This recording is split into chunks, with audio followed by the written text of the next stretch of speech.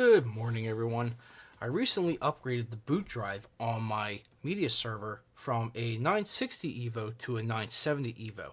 They were on sale, so what I want to do is use this older 960 Evo as a mirror image backup of my boot drive in case it ever goes bad. So I found on Amazon the cheapest NVMe USB adapter that I could find. So let's open this up and check it out and put it together. There we go. And the warranty card. Yeah, look, that's really going to get honored. Oh, comes with a screwdriver. Don't even need these. Get rid of that. Let's move this on over here. And let's see what we got.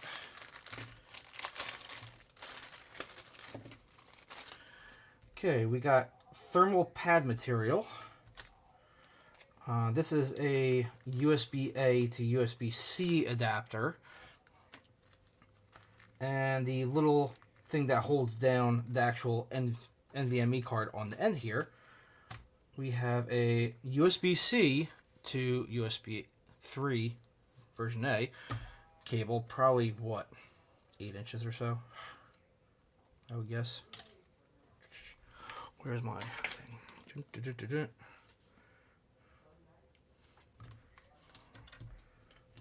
Come on, lay down. 12 inches. And the device itself. It is metal, has a heatsink, USB 3 connector. I take it we gotta take these two screws out. I wonder if that's a reset button. Not that I really should need it. 2 more screws on the back. Let's try taking these 2 screws out and see what happens. Get back here. Yep, that did it. Okay, so the front plate comes off, and there is more thermal compound in there. And here's the unit itself, USB 3, and here's the little adapter chip. So let's go ahead and put it together. Oh wait, hold on. Before we put that together, since this is an 80, we got to put that little piece in here. So let's open this up. There we go. And this little thing has to go in there. So, okay, yeah, it should sit on top here for a bit of spacing on the card.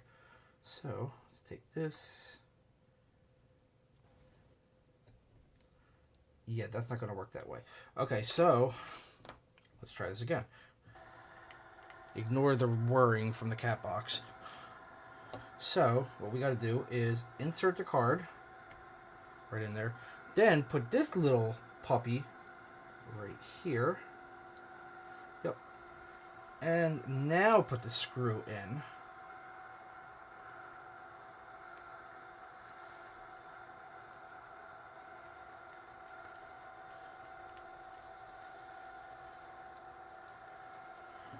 And yes, that holds it correctly right there. See, now we have the correct spacing, and it's actually locked into the little groove that's built into this thing. So these are just 2 extra screws. Now as for this thermal compound, let's see here. The board itself actually slips in right here, right below these 2 prong things. So I don't think it'll go down the bottom. No, it won't. So it slips in there. It looks like 1 thermal compound would fit in there. I'm not even going to mess with these because I'm not going to use the drive that much, so get rid of them. Let's just put the drive back together. Faceplate. And as for that little tiny hole, oh, there's an LED right there. It's supposed to shine through. The thing is, it's not a right angle LED. It's shooting up for light, so you're not going to get much light through that little tiny hole, and I assume it's probably just an accessing light, but that's what that hole is there for.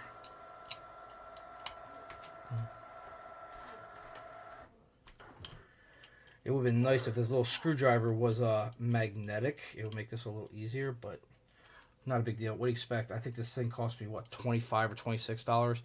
You have to look in my little Amazon link down in the description below, and I'll have a whole section on my Amazon storefront, if you want to call it that, that has all the parts I've used for my server, and I will have this in there as well. So that's all there really is to installing it. USB 3.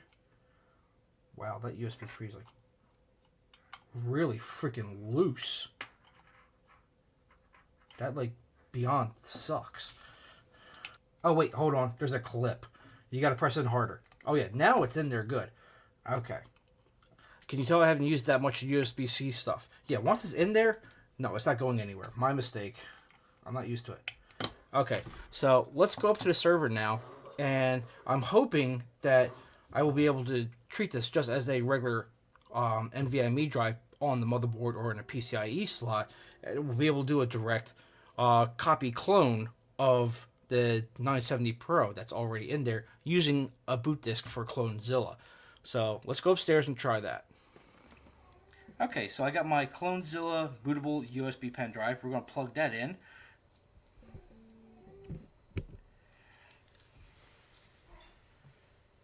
Let's see here.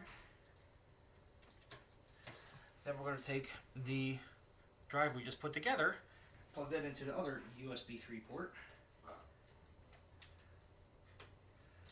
Put that to the side right here, so hopefully we can... Okay, there's a little white light right here, which you probably can't see, but you actually can see it through there. That just means it has power. So let's turn it on and boot up. Okay, let's go down to USB disk. Yeah, that's the one I want. Okay, the little white LED that's on the new pen drive, the 960 Pro, which is right down here, does blink when it's getting accessed. There you go, you can see it blink again. There we go. Now this should go pretty fast since we're copying from NVMe drive to NVMe drive. The only thing is, the new drive that we just put together, that one is only, my motherboard is only USB 3.1 generation 1, so the max I'll get out of it is 5 gigabits per second. I won't get 10 gigabits out of it because it's only Gen 1, not Gen 2. But you can see we're already transferring at 27.4 gigabytes a minute, 26. This is going to go pretty quick because I think I only have like 30 or 40 gigs to actually back up. Oh, sorry, 45.7 gigs. That's how much I got used on the drive right now. This is a lot quicker because I used to back up to a old 2.5-inch laptop hard drive that was 320 gigabytes, and it would literally back up at maybe 7 gigabytes a second if you're lucky. So this is still a lot faster. Average rate of 21.75 gigabytes a minute.